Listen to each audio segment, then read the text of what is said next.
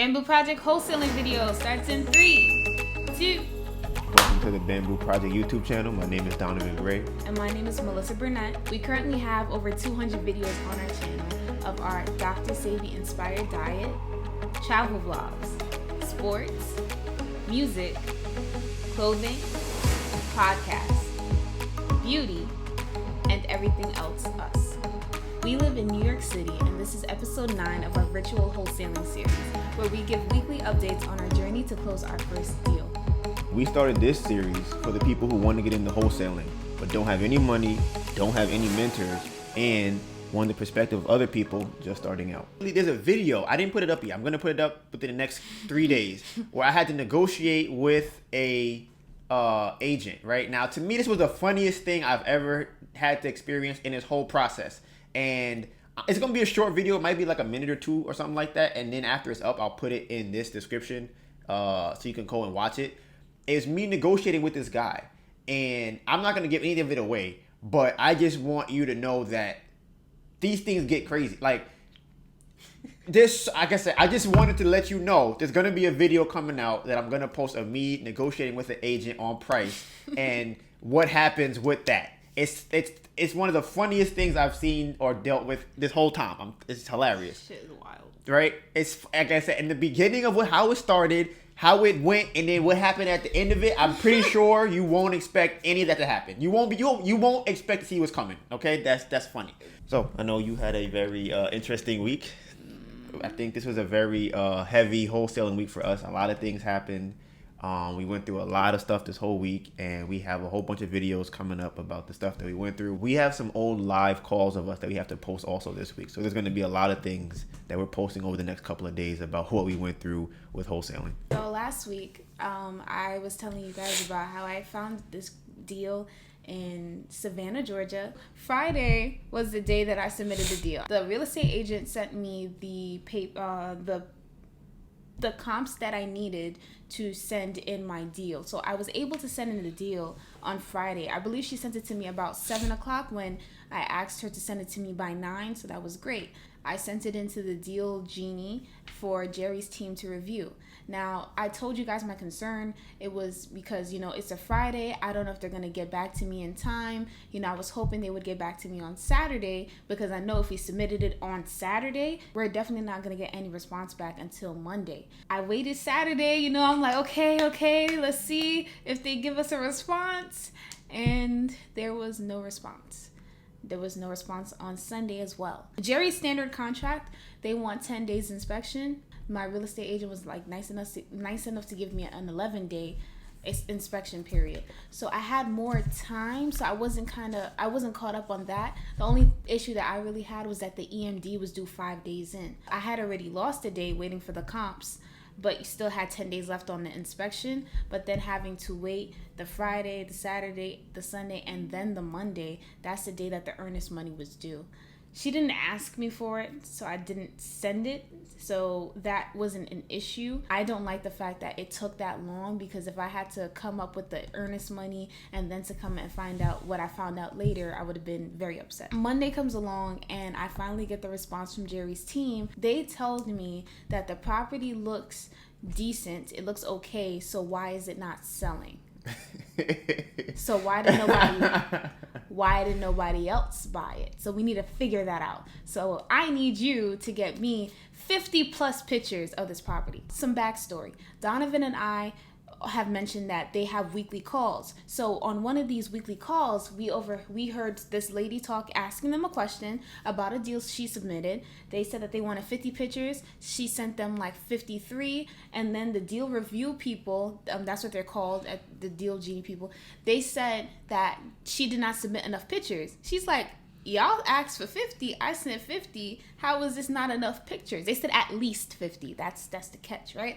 So I heard this and I kind of took a little mental note, right? So they wanted at least 50 pictures. So in my head, I already know I'm sending them 1,000 pictures if I can. I'm sending them as many pictures as possible. Now I have to figure out how to get these pictures, because remember, we live in New York. and my subject property is in Savannah, Georgia. Now, I called up my uncle and I asked him if he'd be able to take the photos for me. He was open to doing it, and we were supposed to talk about it later on in the day. I didn't want to just bank that on him because it was very short notice, and if he did not have to do it, that would be like my best option. That morning, Donivan and I were trying to find creative ways to find someone to take photos of this property. So I was gonna put up a Facebook post. I was gonna put up a Craigslist post. Donivan, on the other hand, he took a very creative approach. I've heard Jerry say that he'll go on Craigslist and try and pay people to do it, to get pictures, get boots on the ground to be able to take pictures for him, right? So I'm like, okay, what is a more updated version of that? I don't really use Craigslist. I never did. I always thought Craigslist was like one of those, find you a prostitute website or something. I never use it. It looks outdated. I just don't like using Craigslist. I'm like, okay, what's something where people who are, I guess, younger would kind of congregate at and that could take pictures. I don't like Facebook either, right? It's too much going on Facebook. So I said, damn, somebody that takes pictures. Where can I find someone that takes pictures? And I'm like, you know what? When we went to Italy, they had a bunch of different experiences you could do in Italy. I've seen people take pictures in Italy or in anywhere else who have Airbnb experiences signed up on there. I said, oh, that'd be a great idea. Let me see if I can find somebody in Savannah who already does photography, who has their things posted on Airbnb. And I wonder if they'll just kind of walk the property. You already do photography. So I'm assuming, hey, why not just come take pictures? I don't have to be there. You can go by yourself. You can take pictures. I pay you. Simple transaction, right? So I said, okay. Let me find out who's in Savannah, Georgia that takes pictures. So I found about 3 people. I just sent them all a message like, hey, I'm an investor from New York. I just kind of need some pictures. I know that you do photography in that area. Would you mind taking pictures? I'll pay. I was thinking about paying through the Airbnb app for it if that's what they want to do. But I don't think you're able to do that. Out of the 3 people that I wrote, one of them responded, right? And she was like, great. And when she had wrote me her number, there was she wrote it in a way that I think it allows it not to be seen as a phone number. That's what I'm assuming happened. And then we kind of started talking about how she'd be able to go to the property for us. Now, we was excited, like, oh my gosh, she's going to do it. This is great. We're going to find somebody to finally go and take pictures for us. We never had this before. We're like, okay, we finally got boots on the ground in another state where we have a property at. This is going to be a great thing. So while I'm thinking about what I'm going to write to her, I get an email from Airbnb. So apparently you cannot go on Airbnb and solicit services outside of Airbnb experiences. I didn't know that. I just thought, hey, you guys are photographers. Why not just take pictures outside for other stuff? That's what I thought. Honestly, like I said before, I would have paid through Airbnb and it would still be an experience. I just wouldn't have actually been there for the experience. But it is what it is. The reason that I know this is not a thing on Airbnb is because it seemed like somebody must have reported one of my messages. Shout out to the people who reported the message. It doesn't affect y'all. You don't have to report the message. There's no reason for that. It's unnecessary. So, but thank you for that. So I just want to say, shout out to the black person that helped me out. It was 3 people. 2 of them were white. 1 of them was black. Now I don't know which.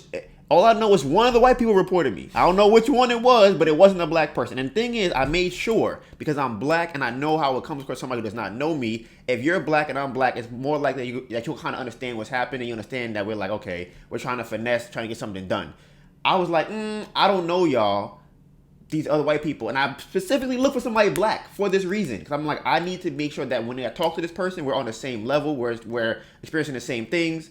So I want to find somebody that looks like me to help me out. Everything worked out perfectly fine. It worked out amazingly. It had to be done that day because, as Melissa said earlier, there was a deadline for the EMD, and we're trying to get people to get pictures before the deadline for the EMD is due. She was able to get there the same day for us, so that was perfect. We gave her the address. She actually had lived 7 minutes away from the property, which was even better. And when I wrote her, I was just like, hey, I put the message up on the screen. I'm like, hey, this is what we need to get done. We'll pay you. And I even said to her, I'm like, look, we'll pay you on the back end of the deal. She came with her friend. I said, we don't have to be there because I already know it's a female, right? So my thing is, I'm a male and I didn't want her to feel like this could be a shady situation. So I wanted to express to her, I'm not going to be there. You can bring I'll prefer you bring somebody with you just so that you feel safe and you feel comfortable. I just wanted to make her feel as comfortable as possible throughout the whole transaction because somebody you don't know, another state, sitting to a place you've never been to before can seem kind of strange. And another reason why I use Airbnb is because I feel like people who are using Airbnb will be more open to kind of meeting up with random people they don't know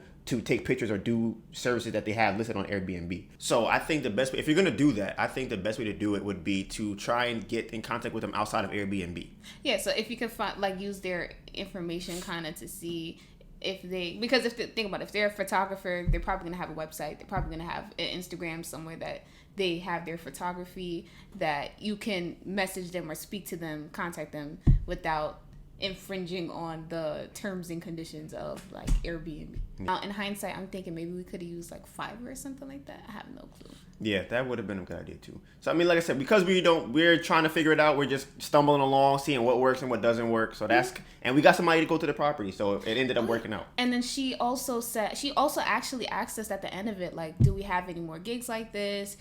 And she's willing to help us out in the future. So we now kind of have someone on our team ish that's willing to look at properties for us, and we paid her $40. Yeah, paid her $40 to take the pictures of the property. And we FaceTimed her. So that's another thing too. The way that we did it is that we FaceTimed her. She had and then you know how like on FaceTime now you can take pictures and the photo takes it from the other person's phone, so it's very clear quality and it sends directly to your phone. So there wasn't a whole big thing about, if she didn't take proper pictures, or Donivan was able to be like, okay, can you just move it over to the left, move it over to the right, boo, boo, boo, blah, and that's how we got the pictures. Oh, and Donivan screen recorded the whole time that he was taking pictures, so we also had a video in addition to the pictures. 15-minute long video. Listen, I projected the ARV for this property was going to be $270 based off of the comps in the area.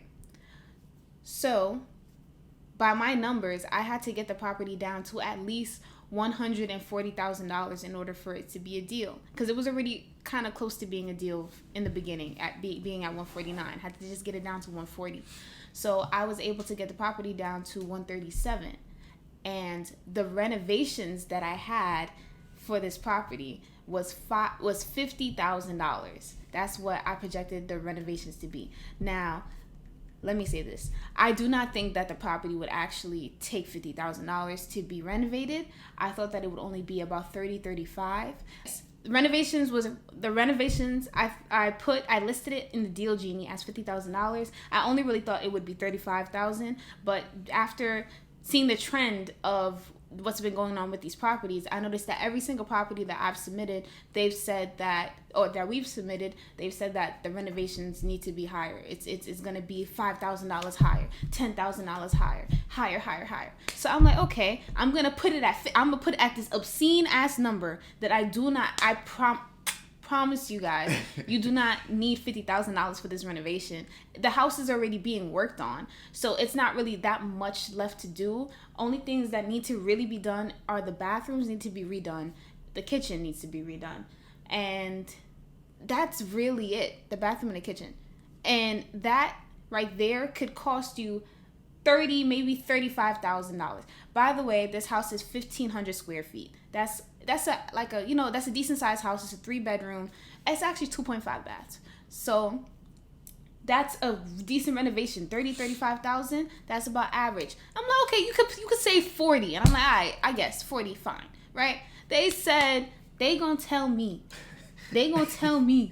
at my obscene number of $50,000. They gonna come back to me and say that the renovations is actually gonna be $55,000.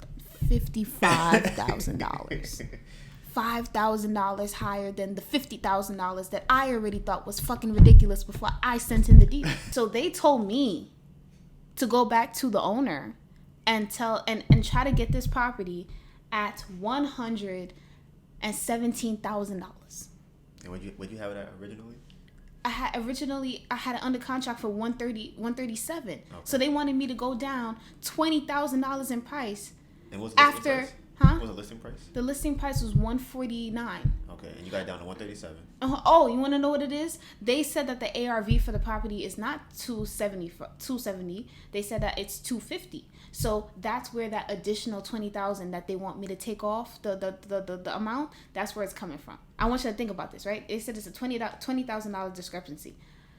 that renovation cost should have been $30,000. So if it was $35,000, that would have been the $20,000 difference to accommodate the ARV, because I already put this shit blasphemously high. So it just felt like they were giving me kind of scam energy, that they not trying to take the deal. So I was not really messing with that. So I was going hard for these pictures because I needed to show them that your renovation cost is not going to be $50,000. $55,000. You so right. $55,000. It's not going to be that. So, like I said, I heard them tell a girl that 50 pictures wasn't enough. So I sent them 223 pictures in addition to a 15-minute long video of the property. Oh, when I resubmitted the deal, I kind of pressed them and I was like, I don't understand why this is going to be $30,000 worth of renovations. $55,000. Can you scroll up? This is one of those things that comes with the course. The ability to talk to the deal review team about the deal and ask them questions. So the question that I'm at, because I don't understand why they're telling me it's going to be this much in renovations based off of the videos that we've watched with Jerry, based off of what I've seen in other, like just for renovations in its entirety, watching real estate videos, it didn't make sense to me at all. So I asked them to explain that to me. I said, can you explain why this property is going to be $55,000? All it needs is two new bathrooms and a kitchen, which really comes out to $30,000. Even their deal analyzer, because he has a deal analyzer tool that tells you how much an average renovation should be. And the thing is, because this is my issue. If this renovation costs $50,000 and it's not that much that needs to be done, like I said, I'm going to show y'all the pictures, and you're giving me a number that your deal genie has for heavy renovations. Mind you, heavy renovation is supposed to be new roofs, new windows. You ain't got no walls. You ain't got nothing in the property. So what do these numbers really mean? I asked them to explain to me why it's 55 instead of 30. I told them I submitted the deal as 50,000 renovations to try to circumvent this issue, and here it is again. So that's what I sent in addition to the pictures. Now they got back to me and they said, fair question. I know it's a fair question because y'all don't make no fucking sense. Yes, it's a fair question. It's a great fucking question. Oh, I'm sorry. Curse. Listen. I'm not supposed Talk to your curse. shit. Talk your shit. Talk your shit. It's a great question. It's a great question. So I'm gonna read you their response. We figured a medium rehab plus reconfiguration of the kitchen. Mind you, the kitchen ain't got shit in it. I bet you that table that they have in the kitchen is not even bolted to the floor. I'm pretty sure I could lift the table up right now myself and throw it out the window. And that's the demo for the kitchen. But I'm gonna keep reading. Reconfiguration of kitchen, dining, and living rooms, they spelled dining wrong, but anyways, to be similar to sold comps in the area that have an open floor plan. The kitchen will require a complete reconfiguration and addition of electrical that is just missing, plugs, lights, and etc. There's also a lot of other strange things that are concerning because they point to other problems. Notice the plumbing outside the drywall in the corner of the room. Why? What problem made this necessary? If you could get the contract at $122,000, then we could forward this deal to final review with $50,000 in rehab. Now, this is tiring. This is very, very tiring, right? So I'm thinking $15,000 less than what I currently have it at is not that big of a deal. I don't think so. So maybe the owner would be willing to negotiate down to that price. So I'm like, okay, fine. I'll take this explanation as why you want this deal to be $50,000. Now, the whole plumbing thing and the drywall and the why, what problem made it necessary, I'm still not feeling that language. We're not actually dealing with Jerry, and that's something that I had to keep in consideration. We're dealing with people that work under him that may not be as well versed, or that may be just following certain rules and guidelines that they have for this program. But I'm still not fucking with it.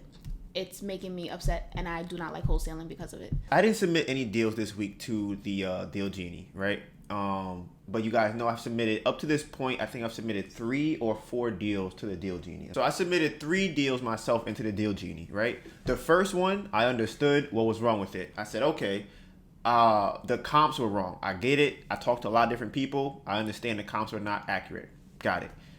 The second one was an issue where they said the renovation was too low. I have my renovation at 50, and if I use their deal analyzer, they said 75.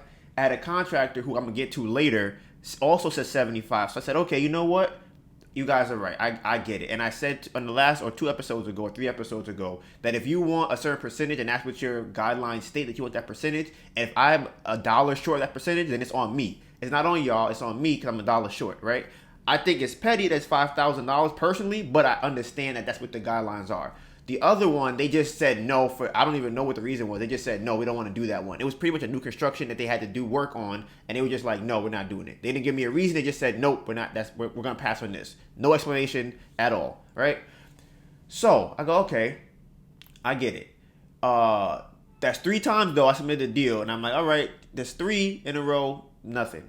Got it. So then Melissa submits a deal. One of them, they just said, no, they just passed on. They didn't give you a reason, right? The other, I think they said the comps were off.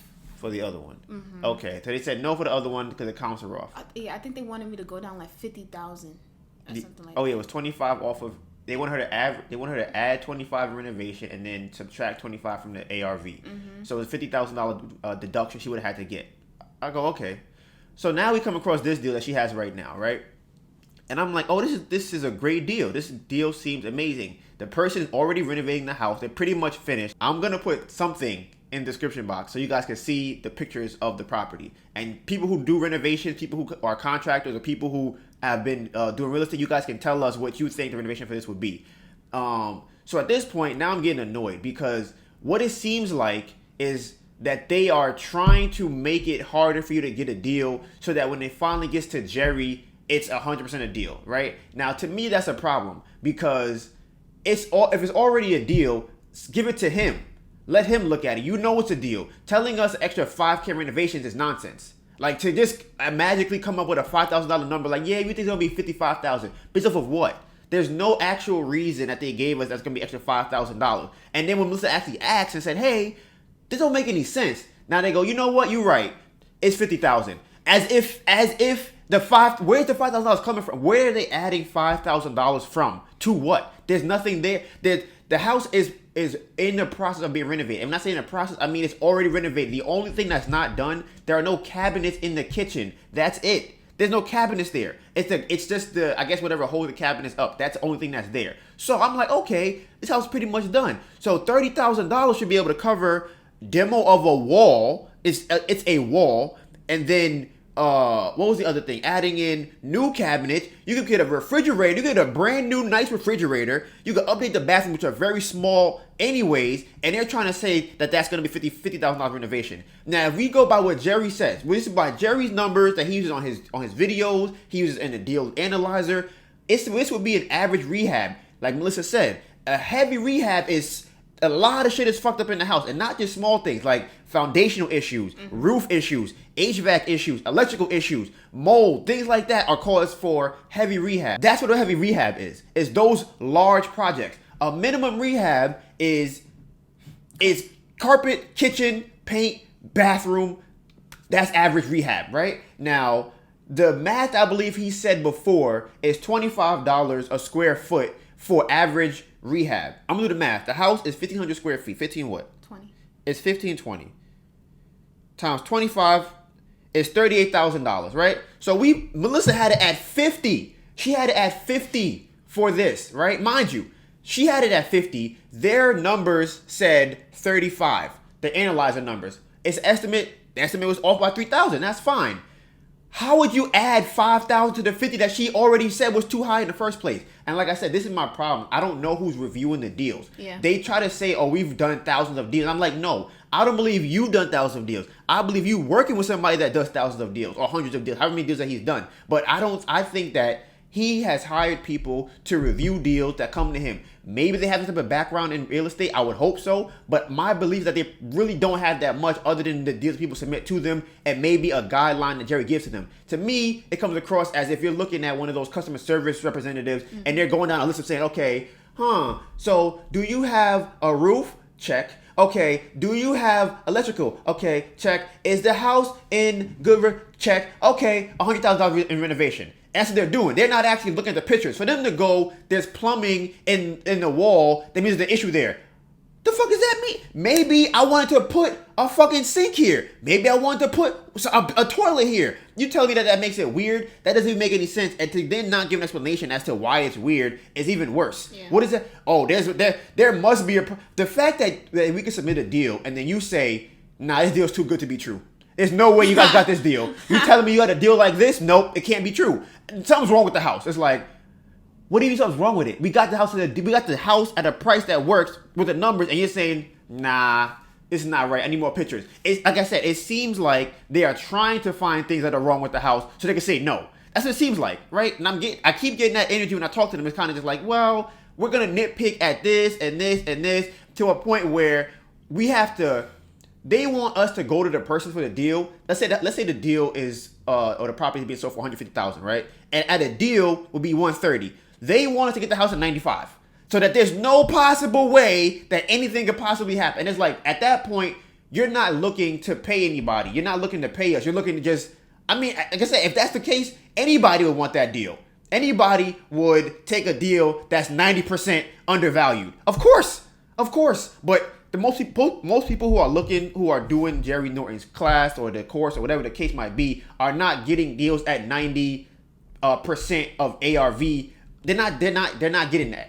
I mean 90% of whatever the value of the house is. Nobody's really getting that. So it's just annoying to have to keep going through this over and over and over again. Where it's like, you know what, at this point, he calls them singles, doubles, and triples. He said he wholesales those out. He's like, you know what? I don't want to do the $40,000 deals or only make $40K. I don't really want to deal with those. He only maybe it's him personally as far as he wants to buy it himself and not wholesale it. It's coming across that anything that is close to the numbers that he wants won't work. Don't set numbers for us to reach. We reach the numbers and then you move the goalposts. And you're like, well, I know you hit our numbers, but we didn't really want those numbers in the first place. So we actually want you to get more of a discount. It's like, okay, if that's what you guys want, then say that from the beginning. Say I want a house that's 90% off of the actual value of the house. And then we go, okay, you're crazy. We're not doing that. But then at least people that want to do it go, I'm gonna look for a house that comes into that number. But don't say you want a house that could net you $40,000. We bring you the numbers that say $40,000 and you go, 45. I want 45 now. And it's like, the problem, this is one of the issues I have with Jerry, right? Is not even necessarily, maybe it's him, I don't know. The one issue I have is there are so many things in the way to get the deal. There's a lot of things in the way. And for an average, listen, I use Clubhouse, right? I talk to investors in there all the time. I talk to contractors, I talk to people I know that are in real estate. Everybody I talk to that's in real estate is saying to me that, and even when I watch videos on YouTube, the things that he wants for you to get the deal are ridiculous. And ridiculous by the sense of, can it be done? Of course it can be done. But anybody that's in real estate doesn't want to do it. And here's the funny thing about it. This is one of my biggest issues I have with him, right? Is that I have watched videos of him say, oh, this person doesn't want to pay $2,400 in EMD. They're not serious. I don't want to work with them. So if you know that's the case, why would you then send us out to try and get deals that you yourself wouldn't even take? You want us to try and offer $1,000. You want us to try and wait 10 days. He has said it. Other people go, dag. They want to pay EMD in 5 days or 10 days. Honestly, I've seen people say that EMD after 5 days is a lot. They're like, oh, that's kind of stretching it. And it's only stretching it compared to other investors. I had a problem recently where the 30-day close is another issue. Yeah. If you are an investor in real estate and you say the words close quickly, nobody is thinking you're going to take 30 days to close. That's not what they're saying. But he wants you to get a contract at 30 days to close. That's what it has to be at least 30 days. I have seen him say on his videos, I close deals in 2 weeks. I close deals in a couple of days, in 1 week. But then he wants us to negotiate a contract for 30 days or more. And it's like, when we're talking to the agent, talking to people, they just, I mean, and here's the other thing too. It might be an agent thing. It might be agents don't want to do that. If I was going straight to a seller of a house, maybe they might be okay with 30 days closing. But then if that's the case, I think that should be said. Listen, you're probably not going to get a deal when doing this with real estate agents having a 30-day close. Can it happen? Yes. Is it likely? Not really. And it's the reason I say it's not likely because most people who close quickly don't do it in 30 days. It's just not what happens. So like I said, the 30-day close is the thing that makes it harder. It makes you look like you're not a serious buyer. You're doing 10-day inspection periods, which just makes you look like you're not a serious buyer. You have a finance contingency in the contract that he gave us. Then you also have this, I mean, it's a protection for us, but these are things that make it hard to get a deal through the program. And then, what was the other one? EMD. And then the EMD is supposed to be given after the 10-day inspection. Now, you can pay it yourself, but if I had money to pay it myself, I wouldn't be in the 10K club trying to get $10,000. I would just be paying my money to do the stuff myself. That's what I think the problem is where it's like, and this is my issue that I have with a lot of courses in general. Okay, I know what can work to do this deal, but I know they probably won't work. They could work, but they probably won't work. But I'm going to tell you what to do that might possibly work. And then if you do it, congratulations. You passed the course, you passed the deal, you got some money. But the majority of courses that I see are people saying like, oh, okay, you should, if you want to get this deal, run around the block 10 times or ask everybody in your neighborhood. Go door to door and ask every single person around there that has a house if they want to sell a house. And it's like, sure. If I go to somebody's house and I do that, I knock on everybody's house in all of New York State, will somebody sell me their house? Absolutely. Is that practical? No. Is the person that's telling you to do that gonna do that? No. Has it done it before? No. But they will say to you to go and do this thing. It's a lot of do as I say, not as I do situation. And that's what the problem is. Like for Jerry, he said that he got into wholesaling. His main claim in wholesaling in the beginning was that he found one person that bought all of his deals that he brought to them. One person. He's like, hey, here's a rental. Here, buy this, buy this, buy this, buy this, buy this. But then he's saying for us to go and do all these other things to get a deal. And that, like I said, that's the problem that I have with the course in general. Now, all of that being said, right? I think that the course is great for information. That's it. It is not great to get $10,000. Have people gotten it? Yes. I want to talk to them and see what their experience was. There was a guy recently he had on his channel who I believe was in a fast track with Jerry, which might have mean that he had a special relationship with Jerry to be able to reach out to him specifically and say, hey, do you want this deal? That's easier. Like I said, there's nobody in the way for that. That's my opinion. That's what I think. So, but I think he's in the fast track program. The information is great. You learn a lot from the videos. You learn a lot from the course. There's a lot of software in there, the proof of funds, the offer that you can do, the deal analyzer. You have the deal finder as far as finding properties that are undervalued. There's a lot of tools that are great to use. And then you have a teacher who teaches you how to use the tools. All of that is great. All of that is perfectly, and I said that if you're buying a course for that reason, I would say 100% go buy the course. And you want to learn about it, I think it is amazing information. If you are looking to get $10,000, because when I first started, I'm like, oh, I could do two of these a month. I could do 2 or 3 of these a month.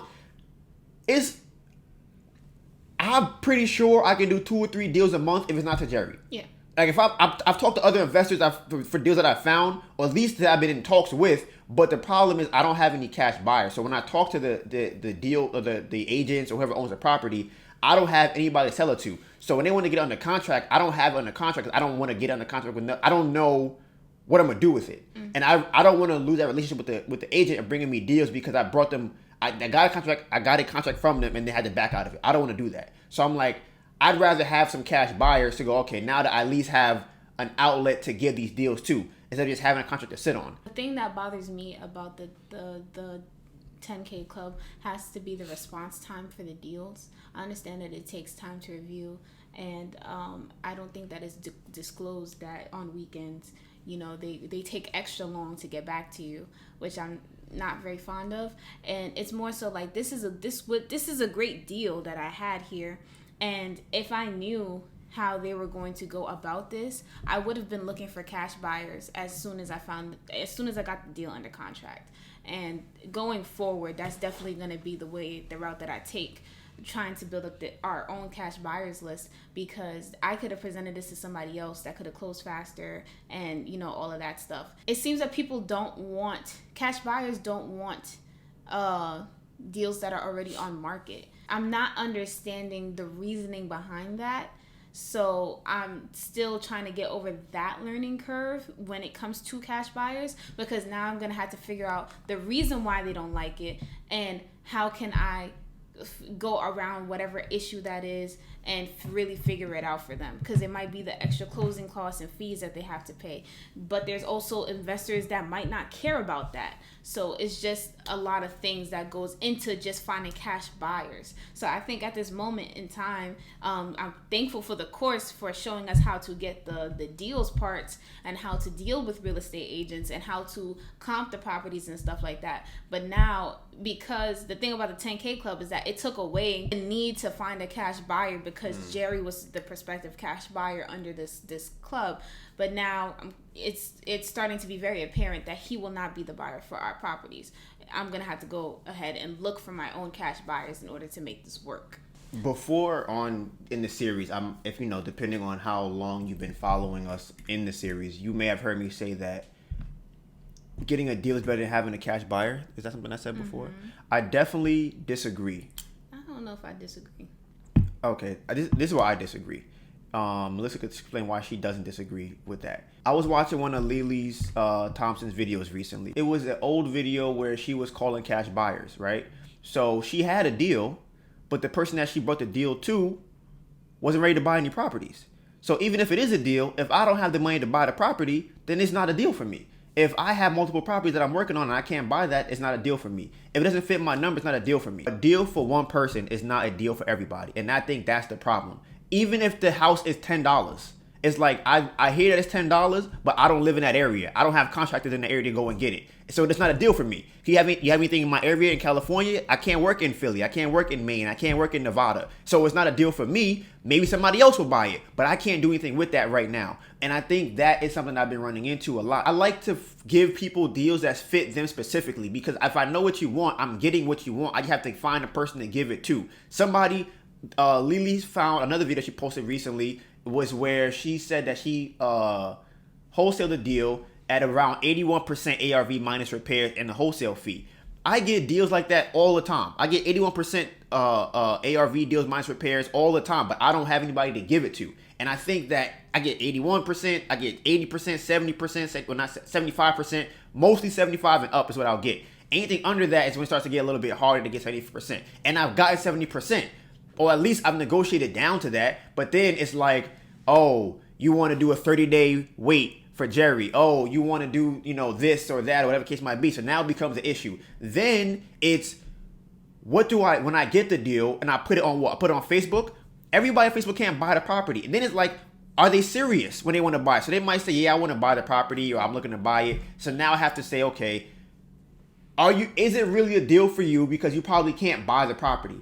And like I said, that's one of the issues that I have with the whole, it's a deal, get the deal first and people will come. Because I feel like it's one of those do as I say, not as I do things. Because people will go, yeah, when I have a deal, it works. I wholesale immediately to my cash buyer. But it's like, if you have a deal with no cash buyer, who are you giving the deal to? You're not giving it to nobody.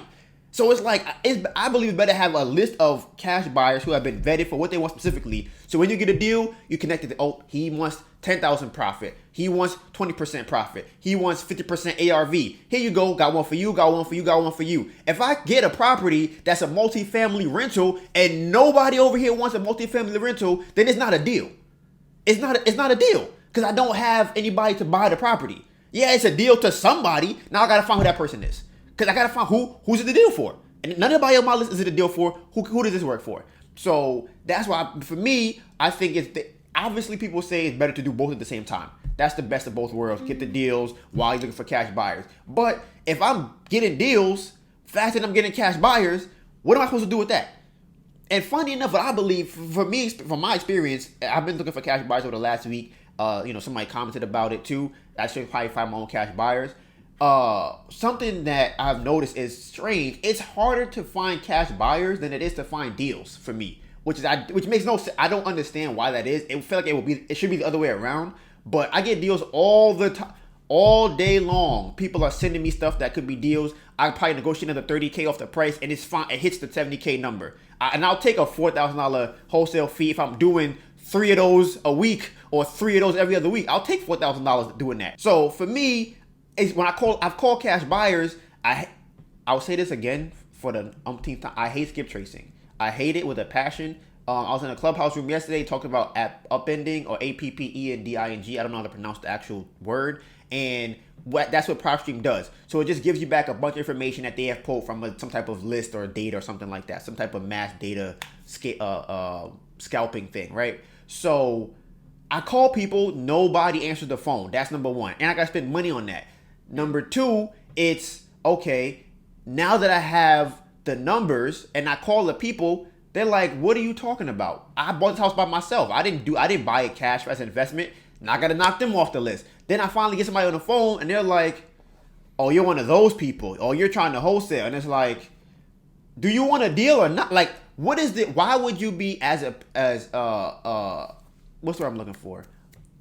Apprehensive about getting a deal if it's a deal. This goes back to what I was saying before. It has to work for the people that want it. Even if it's a deal, I can call 10 people right now and they can all be like, I don't want that deal. Because for whatever reason that they have. And whatever reason they have, that's not a deal for them. That's I'm working on cash buyers.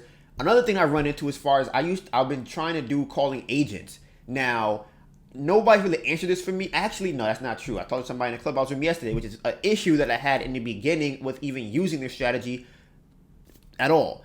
If I call an agent, right, to get a property or to use their cash buyer for a property that I have, are they going to want a commission? If I'm doing a double dip strategy, that means the buyer and seller commission is going to the agent that I'm using for that property. So I'm calling this other agent and they're like, what is my role in this? Why would I give you my connections if I get nothing from it? So yesterday I'm in a clubhouse room and they're telling me that I should probably give them some money on the side. And I'm like, I mean, I guess, sure. But like I said, I don't know. I got to figure out how much they want to get paid. Is it a percentage? Do they expect to get a percentage of the actual property that's being sold?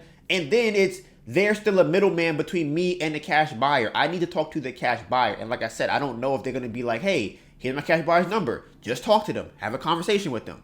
So like I said, this week, and I have a lot more stuff this week that I'm going to get into, because this week was very packed with a lot of nonsense that I had to go through for the whole week. So the reason why I kind of disagree with that, especially if you're starting out with wholesaling, I think that if you're just starting out with wholesaling and haven't gotten to really understand the difference between a deal and what's not a deal, then it's going to be, if you have all you have is cash buyers and you're just sending them deals that aren't actually deals, like you aren't familiar with the numbers because you haven't been focusing on that causes you to sour your relationships, and then people won't take you as seriously. So I think that they do go kind of hand in hand, like 50-50, because you need to be able to find deals that are actual deals and know the difference and know the terminologies and know what people should be looking for or are looking for. And then you also need to have the cash buyers that have the funds and the capitals, and be able to present it to them in a way that they don't feel like they're getting ripped off or whatever.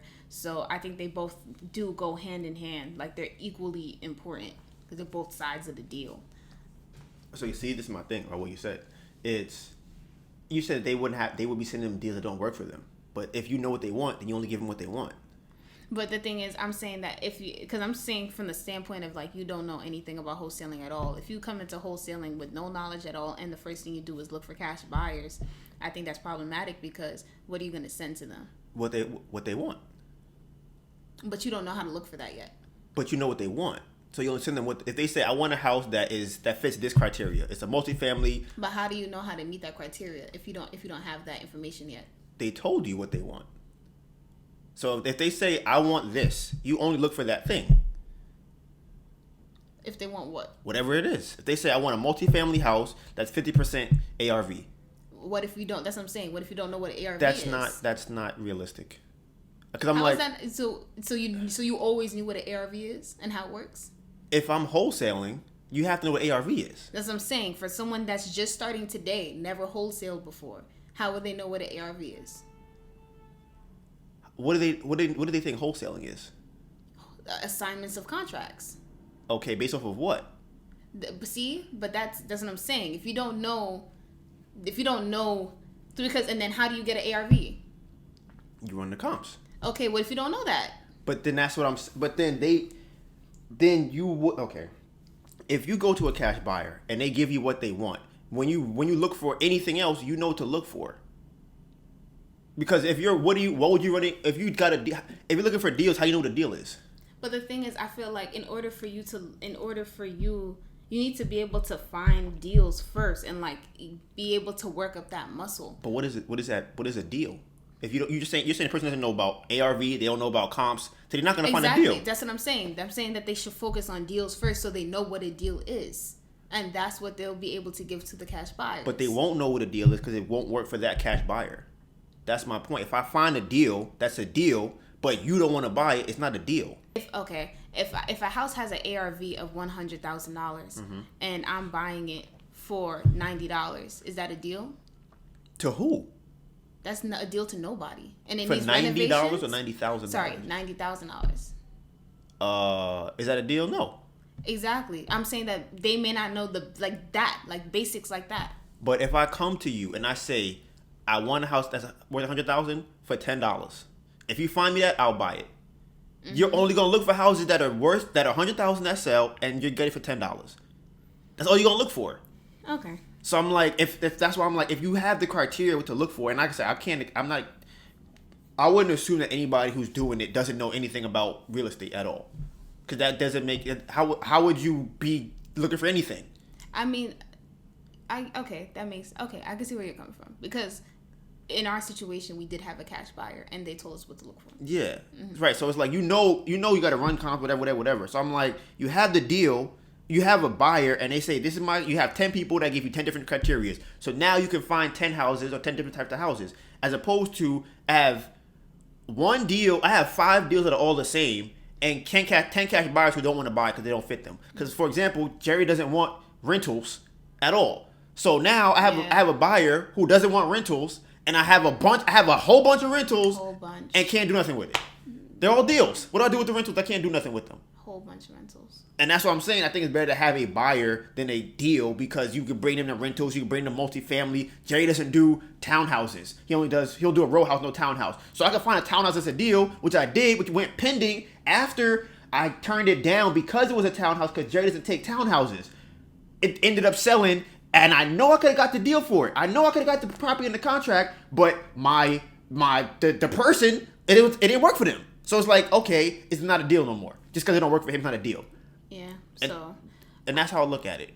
Like, our main focus really is kind of like, it's probably gonna have to be to start looking at cash buyers. I started calling cash buyers yesterday. I got in contact with 2. One of them I tried to present this deal to, and they looked it up and saw that it was pending, and I told them, like, I'm the one that has it under contract, and then I never got a response. So I don't even know how what in that interaction was either not the right thing to say, or what turned him off from continuing the conversation, because it seemed like he was excited to see it before.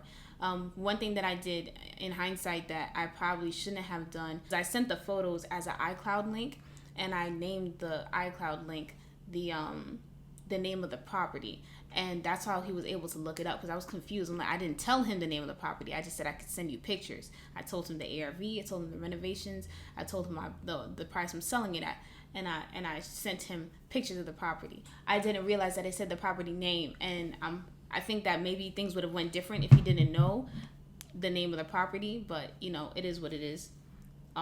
So reaching out to cash buyers is something that we're definitely focusing on.